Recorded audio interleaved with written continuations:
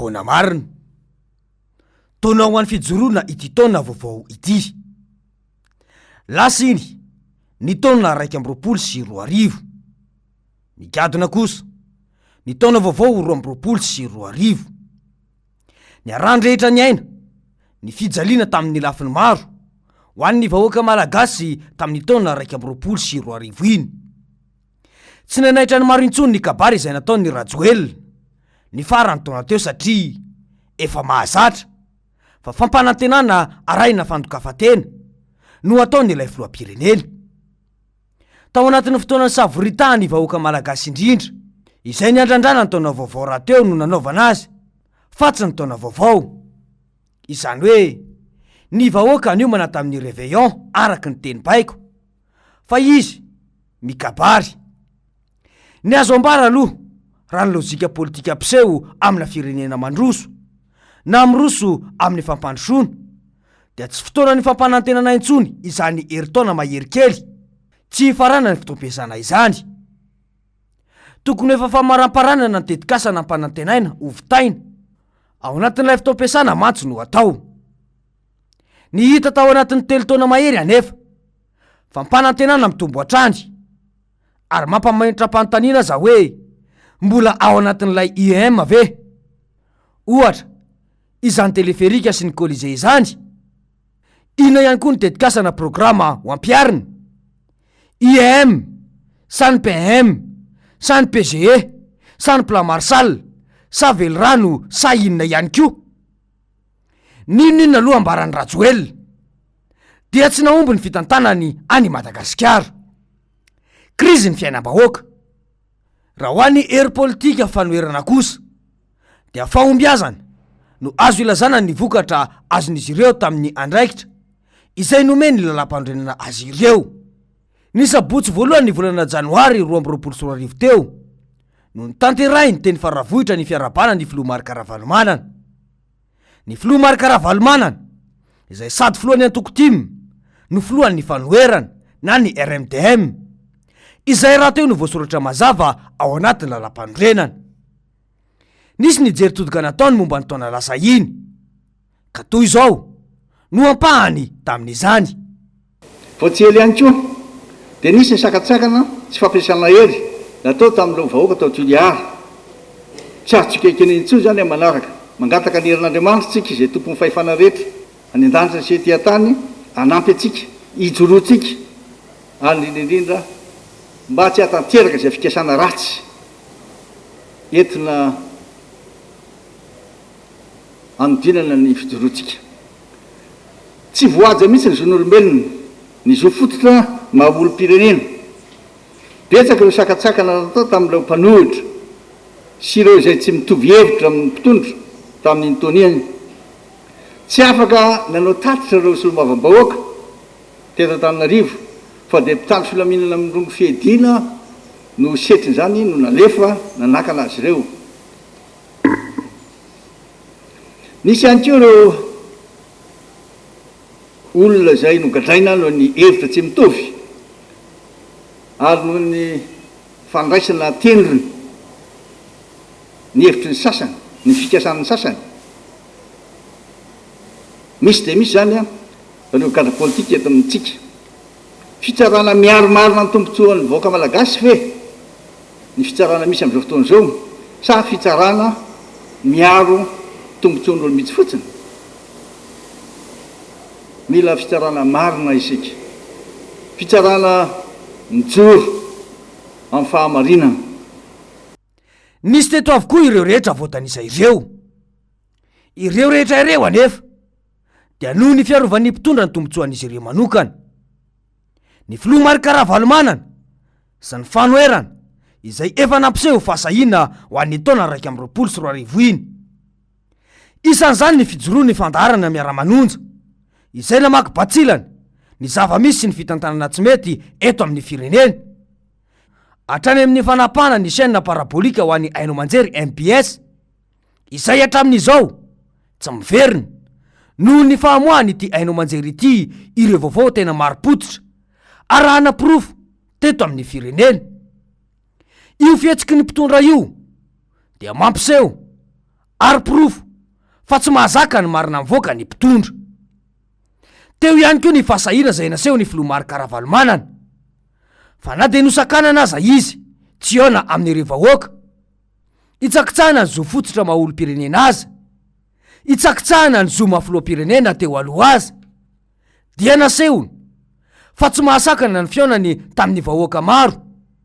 Naseho ny fahasahina io tamin'ny taona 2024. Io raha teo no tarigetra napetraka izy ireo ho an'ny taona 2024. Tanteraka avokoa izay nolazainy rehetra, sa izy dia sa. Tonga ity ny taona vaovao, taona fijoroana ny taona 2024 hoy ny Filomary Karavalomanana. Rehefa volona tamin'ny fahasahina ny taona 2024 dia mijoro am'izay anavitra ny firenena ny taona 2024. Mazava ny baiki-pitolomana ho an'ny fijoroana dia ny anavitra ny vahoaka malagasy sy ny firenena izay ininy fitondrana rajoely ampahantrainy. Hoy mantsy ny Filomary Karavalomanana hoe nambarantsika fa taona ny fahasahina iny taona 2024 iny tsapako tokoa fa maro taminareo ary indrindra maro tamy malagasy no mampiseho zany fahasahina zany ka nyteny aloha tsy nety sy fahoriana ny ainany teto amin'ny firenena. Ity taona 2024 ity kosa dia taona fijoroana hoe aminareo rehefa avy naneo fahasahina isika dia tsy maintsy mijoro amin'izany fahasahintsika zany, fa tsy ova hevitra saitsika ary fa satsika dia mila mijoro anavotatsika ty firenena malalatsika ity. Ilaina ny mijoro amin'ny zavatra rehetra maro zay mitranga eto amin'ny firenentsika. Ilaina ny mijoro amin'ny fiainam-pirenena zay heveritsika fa tsy mandeha, hitatsika fa tsy araka ny heverantsika azy, koa dia mijoro. Voatsela koa zay dia lavy noho ny etraketraka ny politika feno abibina ny namantsika tany filiara, tsy maintsy mijoro isika mba hivoaka ny marina, mba ampahery ireo fianakaviana isika. Ny marina dia marina trany satria sarotra ny miady amin'ny marina. Hoy aminareo hoe natao zao andro ifampiarabanina hitondrana-bavaka hisorana indrindrinan'Andriamanitra. Matoky aho, mino aho fa azonareo ny tiako ambara amin'izay hoe mijoro satria fa satsika dia mila mijoro marina amin'ny finoana marina n'Andriamanitra ary mila matoky fa tsy miahana. Entsika tsara ngamba ny fanazavany teo, iarahantsika mahita tsara fa fotoam-pivavahana no netiny nanomboana ity taona vaovao ity, izany hoe olo ny finoana ny Filomary Karavalomanana. Izay ihany koa no anentanan'ireo mpiaradia aminy dia ny hoe mino fotsiny ihany araka ny voalazany soratra masina. Hoy mantsy izy hoe fa izany fahavononako zany dia mitaky atsika ho sa hijoro ilazany marina ary hiasa miaraka satria miasa miaraka no fahombiazana. Ako ary isika sa hijoro amin'ity taona 2024 ity.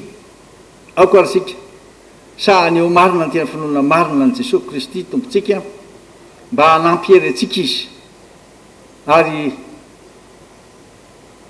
ny asa fanahy masina mahery anie hanampy atsika mba hahafahantsika manatanteraka zany fikasana tsara izany. Sa iny mijoro anarina izao firenena izao, latsaka kady ny firenentsika, mijaly fadiranovana ny akamaroany mivahoaka malagasy. Mazava arak'izany ny toromarika ho an'ireo mpikatoka rehetra amin'ity taona ity. Ny fahasahina izay nasehony rehetra tamin'iny taona iny no aravina ho ao anatin'ny fijoroana amin'izay. Ny Filomary Karavalomanana izay efa nampiseho fa ray aman-dreny ny vahoaka malagasy izy ary oro tanteraka manoloana ny fahavoazana mahazo ny firenena sy ny fitakalava ataony mpitondra amin'ny vahoaka malagasy. Ambety teniny hoe manana vahaolana aho anavotako ity firenena ity ka amerenana indray ny asiny mamalagasy ny malagasy.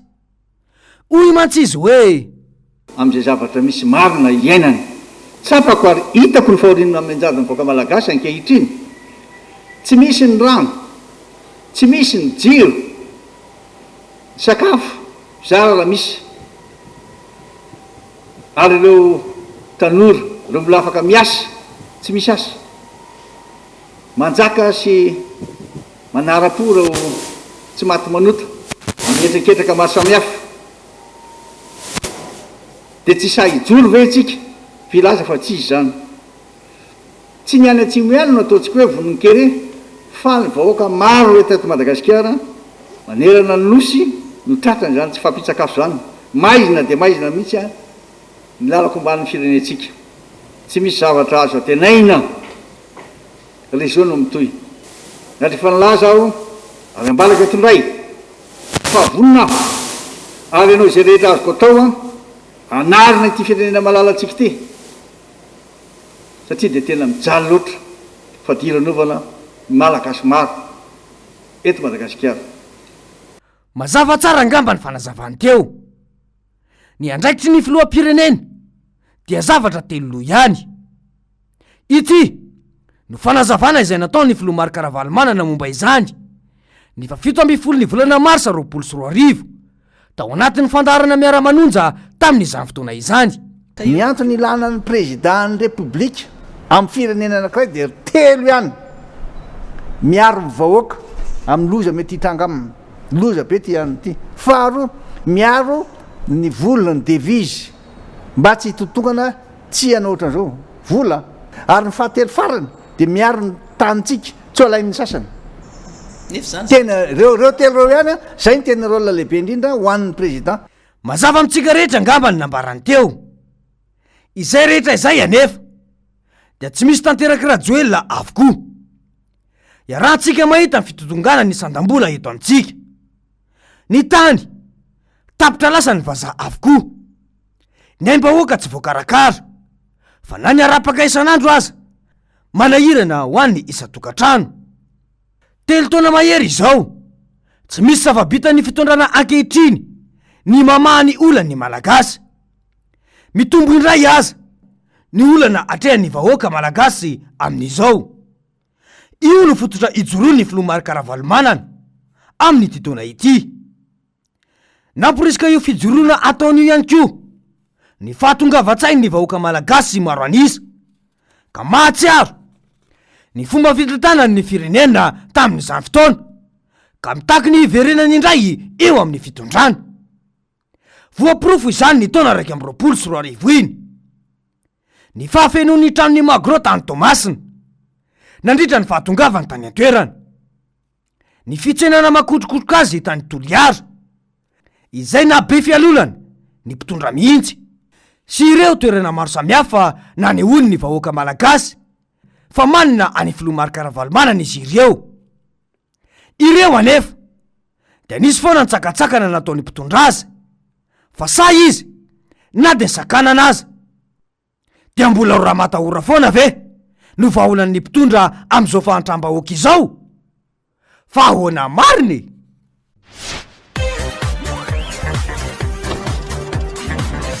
Ahoana mariny